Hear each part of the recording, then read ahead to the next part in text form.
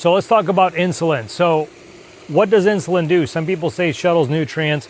Some people say it helps manage carbohydrates. Some people say that you need sugars when you're taking insulin, otherwise your pancreas is going to shut down.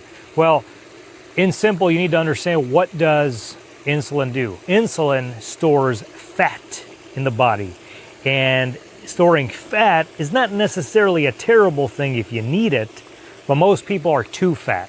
And when you have too much fat, that creates visceral fat. You see, when you lose body fat, you start losing it around the organs, and that's that visceral fat, and that's usually the last place it goes. Once you lose too much of it, that's when you run into problems where you don't have enough fat in your body for storage.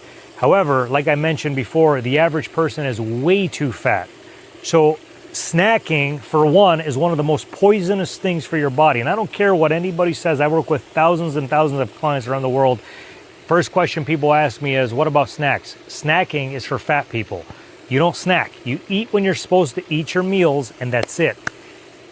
Consistently eating is not good for you. Going extreme long periods without eating is also not good for you, especially if you're an athlete or you're trying to train your body or you're trying to build muscle or repair your endocrine system. Going extended periods of time chronically is not good. And on the flip side, feeding yourself every 1.5 to 2.5 hours is also just as harmful. It's not good for you whatsoever. So where's the happy median? It doesn't exist. You need to create that medium based on what's going on internally.